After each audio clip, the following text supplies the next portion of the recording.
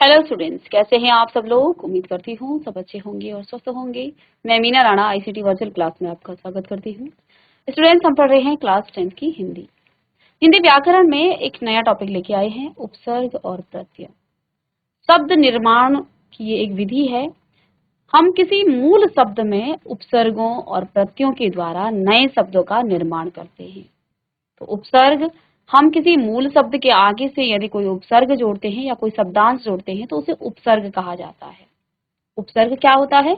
हमने क्या किया, किसी मूल शब्द में क्या कर दिया, उसमें कोई शब्दांश जोड़ दिया, शब्द का एक अंश जोड़ दिया और उससे नए शब्द का निर्माण हुआ, वो आपका उपसर्ग कहलाता है। मूल शब्द के बाद में किसी शब्दांश को जोड़ने से आपका वो प्रत्यय कहलाता है। तो आइए उपसर्ग और प्रत्यय पढ़ते हैं। तो देखिए, भाषा प्रयोग में कुछ ऐसे मूल वर्ण या वर्ण समूह होते हैं जिनका अर्थ की दृष्टि से और विभाजन नहीं किया जा सकता। इस प्रकार के मूल शब्द भाषा की अविभाज्य इकाई होते हैं। उसे हम क्या कहते हैं, जिसको आप और जो है विभाजन उसका नहीं कर सकते हैं, उसे हम मूल शब्द कहते हैं। ये किसी शब्द से पहले जुड़कर नए अर्थ का निर्माण करते हैं। क्योंकि ये एक स्वतंत्र शब्द के रूप में प्रयुक्त नहीं किया होते हैं, इसलिए इन्हें उपसर्ग कहते हैं। अब देखो, हमने एक शब्दांश जोड़ दिया और उससे एक नए शब्द का क्या हुआ, निर्माण हुआ। तो आइए उपसर्ग के लिखेंगे पहले आप। उपसर्ग वह शब्दांश होते हैं जो शब्द के पहले जुड़कर शब्द का अर्थ बदल देते हैं। उपशब्द, उपसर्ग शब्द उप और सर्ग इन दोनों शब्दों के मेल से बना है, जिसमें सर्ग मूल शब्द है जिसका अर्थ है जोड़ना या निर्माण करना। जैसे उदाहरण के लिए देखिए, उप धन हार। तो हार एक मूल शब्द है, इसमें हमने एक उपसर्ग जोड़ दिया तो क्या बन गया, उपहार। इसने एक नया अर्थ दिया है। तो यहां से आप समझे उपसर्ग क्या होता है। जब किसी मूल शब्द के आगे से आप किसी शब्दांश को जोड़ते हैं, शब्द का एक अंश होगा वो, उस शब्दांश को जोड़ने के बाद उस शब्द का जो है अर्थ भी परिवर्तित हो जाएगा और उसका एक नए शब्द का निर्माण भी वहां पर हो जाता है। तो ये कहलाते हैं आपके उपसर्ग। ये आपके क्या कहलाते हैं, उपसर्ग कहलाते हैं। ठीक है।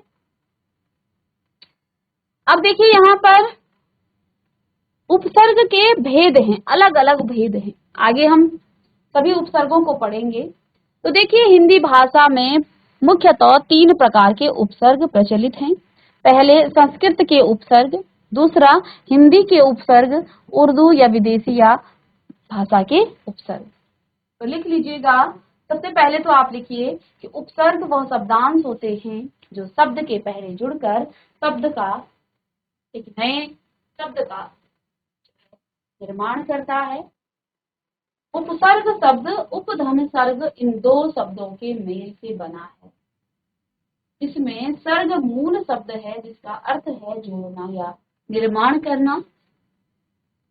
उपधनहार, उपहार। सर्ग, उपसर्ग के भेद क्या क्या हैं? हिंदी भाषा में मुख्यतः 3 प्रकार के उपसर्ग प्रचलित हैं। पहला आपका संस्कृत के उपसर्ग, संस्कृत के उपसर्ग, हिंदी के उपसर्ग, उर्दू या विदेशी भाषा के उपसर्ग। तो आइए यहाँ हम संस्कृत के कुछ उपसर्गों को जान लेते हैं। इनको लिखने के बाद आप लिखिएगा संस्कृत के उपसर्ग, संस्कृत के उपसर्ग। तो आप जानते हैं कि संस्कृत भाषा को हमने शब्द निर्माण में शब्द के जो है भेद पढ़े थे। ठीक है। तो शब्दों के भेद में हमने उत्पत्ति के आधार पर शब्दों के भेद पढ़े थे। तो क्या कहा गया है कि संस्कृत के सभी उपसर्ग तत्सम शब्दों के साथ हिंदी में प्रयुक्त होते हैं।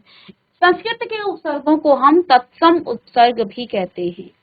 और तत्सम शब्द क्या होते हैं ये आप पढ़ चुके हैं कि संस्कृत भाषा के शब्दों को जब आप ज्यों का त्यों प्रयोग करते हैं हिंदी भाषा में, आपने शब्द विचार में पढ़ा होगा कि जब आप संस्कृत भाषा, देखो हमने शब्द निर्माण या शब्द विचार आपको पढ़ाया था, छोटी क्लासेस में आपने पढ़ा है कि शब्द जो है उत्पत्ति के आधार पर उसके 4 भेद होते हैं। फिर इसके जो है बनावट के आधार पर 3 भेद होते हैं और शब्दों के प्रयोग के आधार पर 2 भेद होते हैं। उत्पत्ति के आधार पर तत्सम, तद्भव, देशज और विदेशी शब्द होते हैं। फिर आपके दूसरा आता है बनावट के आधार पर। तो बनावट के आधार पर 3 भेद शब्दों के होते हैं। सबसे पहला है रूढ़ शब्द, यौगिक शब्द और योग रूढ़ शब्द। और प्रयोग के आधार पर भी शब्दों के 2 भेद हुए हैं, विकारी और अविकारी शब्द। यहाँ शब्दों का ही निर्माण हो रहा है, लेकिन उपसर्गों और किसके प्रत्यय के द्वारा हम शब्दों का निर्माण कर रहे हैं। हमने आपको बनावट जो उत्पत्ति के आधार पर 4 भेद पढ़ाए। पहला भेद था तत्सम शब्द। जब संस्कृत भाषा के शब्दों को आप हिंदी भाषा में ज्यों का त्यों प्रयोग करते हैं तो वो आपके तत्सम शब्द कहलाता है। जैसे दधी है, तो दधी आपका संस्कृत भाषा का शब्द है, इसको हिंदी में भी ज्यों का त्यों प्रयोग किया जाता है कहीं कहीं। लेकिन संस्कृत भाषा के इन्हीं शब्दों में थोड़ा सा परिवर्तन करने के बाद उन शब्दों को हिंदी में प्रयोग किया जाता है, तो ये आपके तद्भव शब्द कहलाते हैं। जैसे दधी को हमने दही कहा, दुग्ध आपका तत्सम शब्द है, इसको हमने दूध कह दिया। ठीक है, तो ये तत्सम और तद्भव दोनों ही संस्कृत भाषा से आए हैं, लेकिन एक में परिवर्तन किया गया है वो तद्भव हो गया और जिसमें परिवर्तन नहीं किया गया वो तत्सम हो गया। देशज शब्द हमारे भारत देश में अनेक प्रकार की भाषाएं बोली जाती हैं और इन भाषाओं से ही कुछ शब्द लिए गए हैं जो कि हिंदी भाषा में प्रयोग होते हैं। ठीक है, जैसे कुटिया हो गया, डिबिया हो गया, ये हमारी किसी क्षेत्रीय भाषा के ही शब्द हैं। फिर विदेशी शब्द, तो विदेशी भाषा के कुछ शब्दों को हिंदी भाषा में ज्यों का त्यों प्रयोग किया जाता है, तो ये शब्द आपके विदेशी शब्द कहलाते हैं। जैसे डॉक्टर हो गया, रुमाल हो गया, ठीक है ना, कॉपी हो गया, इनको हम हिंदी भाषा में भी प्रयोग करते हैं। तो ये आपके क्या कहलाते हैं, ये आपके कहलाते हैं विदेशी शब्द। फिर बनावट के आधार पर रूढ़ शब्द क्या होता है, ऐसे शब्द जिनको और आगे आप तोड़ नहीं सकते हैं, रूढ़ होते हैं। यौगिक 2 सार्थक शब्दों के मेल से बनने वाले शब्द को यौगिक कहते हैं। और योग रूढ़ क्या होता है, देखो ये पहले यौगिक तो होते हैं, 2 शब्दों के मेल से तो बनते हैं, लेकिन विशेष अर्थ में ये क्या हो जाते हैं, रूढ़ हो जाते हैं। जैसे दशानन, 10 और आनंद दोनों का जो है, दोनों शब्दों से मिलकर के ये एक शब्द बना है। लेकिन जब हम रावण की बात करते हैं तो ये विशेष अर्थ में रावण को दर्शाता है, रावण को बताता है। तो रावण क्या है, रावण यहाँ एक रूढ़ शब्द है। और साथ में हमने शब्दों के तीसरा भेद पढ़ा था, उसके प्रयोग के आधार पर विकारी और अविकारी शब्द। विकारी शब्द जिनमें परिवर्तन आ जाता है लिंग, वचन और कारक के आधार पर, अविकारी जिनमें परिवर्तन नहीं होता है। तो अब हम शब्द निर्माण की ही बात कर रहे हैं, शब्दों की ही बात कर रहे हैं। नए नए शब्दों का निर्माण हम करेंगे। किसी मूल शब्द में किसी उपसर्ग को जोड़ने से, आप मूल शब्दों में उपसर्ग जोड़ने से आप कई प्रकार के शब्दों का निर्माण करेंगे। तो यहाँ पर भी आपके पहला जो भेद है किसका, उपसर्ग का, उसमें संस्कृत के उपसर्ग हैं, इनको हम तत्सम उपसर्ग भी कहते हैं। ठीक है, जैसे अति, अधि, अनु, अप, ये आपके संस्कृत के उपसर्ग हैं। आइए इन उपसर्गों में आप कैसे जो है इनसे नए शब्द बना सकते हैं। तो अति है, जैसे अति शब्द है, अति आपका उपसर्ग है। तो देखो नए नए, तो मूल शब्द में अति लगाने से, प्रिय एक मूल शब्द है और इस मूल शब्द में आपने अति लगाया तो अति प्रिय एक नया शब्द बन गया। और रिक्त एक मूल शब्द है, इसमें अति लगाया तो अतिरिक्त हो गया आपका। अधिक जो है एक क्या है, मूल शब्द है, उसमें आपने क्या लगाया, अति लगाया, तो ये क्या हो गया, अत्यधिक। बाद में संधि करने के बाद, आपने संधि पढ़ी है, तो संधि करने के बाद ये जो है अत्यधिक हो जाएगा। ठीक है, इंद्रिय, अतीन्द्रिय। ठीक है, ऐसे ही सार में अति लगाया, अतिसार। तो अति उपसर्ग से इस प्रकार से नए नए अर्थ जो है, इसके नए नए शब्द बने हैं। इसका अर्थ होता है ऊपर, अधिक या परे, इन 3 अर्थों में यहाँ पर लिया जाता है। ऊपर भी कहा जाता है अति, फिर अधिक भी कहा जाता है और परे भी कहा जाता है। ठीक है, तो 3 इसके अर्थ निकालते हैं अति के, और साथ में इस प्रकार के शब्द यहाँ पर बन रहे हैं अति उपसर्ग से। तो लिख लीजिएगा इसे भी कि अति उपसर्ग से इसका अर्थ तो ऊपर, अधिक और परे होता है, और इससे नए नए शब्द बने हैं, अति, प्रिय, अतिरिक्त, अत्यधिक, अतीन्द्रिय, अतिसार। चलिए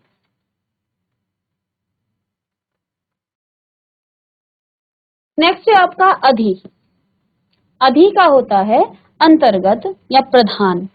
ठीक है, अब देखो मूल शब्द, अब ऐसे आपको प्रश्न नहीं पूछे जाते, प्रश्न पूछे जाते हैं कि अधिकार में कौन सा उपसर्ग है, आपके अतिरिक्त में कौन सा उपसर्ग है, तब आप कैसे निकालेंगे। अभी तो हम शब्दों का निर्माण कर रहे हैं, लेकिन प्रश्न आपको ऐसे नहीं पूछा जाएगा कि आप इससे जो है नए शब्द बनाइए। आपको शब्द दिया जाएगा, वहां से आपको उपसर्ग या प्रत्यय पूछा जाएगा कि इस शब्द में कौन सा उपसर्ग है, कौन सा प्रत्यय है। तो आप कैसे पहचान पाएंगे, आपको मूल शब्द देखना है कि मूल शब्द कौन सा है। देखो अधिकार में मूल शब्द है कार, ठीक है, विकार तो आपका, फिर यहाँ शेष आपका क्या है, मूल शब्द है, करण आपका मूल शब्द है, ठीक है, और तो यहां से आप क्या निकालेंगे, इसमें से मूल शब्दों को निकालेंगे तो आपको क्या मिल जाएगा, आपको उपसर्ग, तो बचा हुआ जो शेष भाग होगा वो आपका उपसर्ग होगा। ठीक है, चलिएगा अब नेक्स्ट है आपका अनु। अनु होता है सादृश्य या पीछे, किसी का अनुकरण करना, ठीक है ना, अनु या पीछे। तो देखो अनुकरण हो गया, अनुसंधान हो गया, अनुयायी हो गया, अनुग्रह हो गया और अनुज हो गया। ठीक है, तो इनसे आप नए शब्द बना सकते हैं, अनु उपसर्ग से अनुकरण, अनुसंधान, अनुयायी, अनुग्रह, अनुज, तो नए नए शब्द आपके यहाँ बन जाते हैं। उपसर्गों के द्वारा आप नए शब्दों का निर्माण करते हैं, साथ में आपको मूल शब्द में उपसर्ग जोड़ने होते हैं, और जब आपको उपसर्ग पहचानना हो तो आप सबसे पहले मूल शब्दों को पहचानिए। ठीक है, अप का मतलब होता है निरादर करना या दीनता। अप का मतलब, इसका मीनिंग क्या होता है, निरादर या दीनता। ये आपका हो जाएगा अपमान, अपयश, अपव्यय, अपकीर्ति। अपमान, अपयश, अपव्यय और अपकीर्ति। ठीक है, नए शब्द बने तो यहाँ पर भी आपके जैसे अनुकरण हो गया, अनुसंधान हो गया, संधान हो गया, याई, ग्रह, अनुज, ये आपके क्या हैं, आपके मूल शब्द हैं। इसमें भी मान आपका मूल शब्द है, यश, व्यय, कीर्ति, ये आपके क्या है, मूल शब्द हैं। ठीक है, और अपि, अपि का मतलब होता है निश्चय या भी, निश्चय या भी। तो इसमें जो है अपितु और अपिधान, अपिहित, ढका हुआ। नेक्स्ट है आपका अभी। अभी का मतलब पास या सामने, पास या सामने। तो अभिमान, अभिवादन, अभिषेक, अभिमुख, अभियान। चलिए जल्दी लिखें। उपसर्गों के द्वारा हम नए शब्दों का निर्माण कर सकते हैं। ठीक है, और प्रश्न पूछे जाते हैं कि अपव्यय में कौन सा उपसर्ग है, अपव्यय में कौन सा उपसर्ग है, अपव्यय में आपका कौन सा उपसर्ग है। तो मूल शब्द आपका क्या हो जाएगा, अपधन, अपधन व्यय, अपधन व्यय। ठीक है, अपधन व्यय, अपव्यय।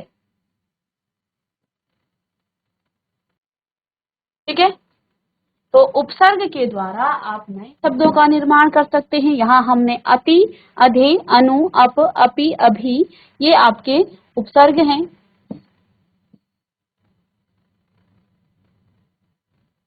नेक्स्ट है आपका 7th अव। अव का मतलब हो जाता है, अर्थ है इसका अनादर।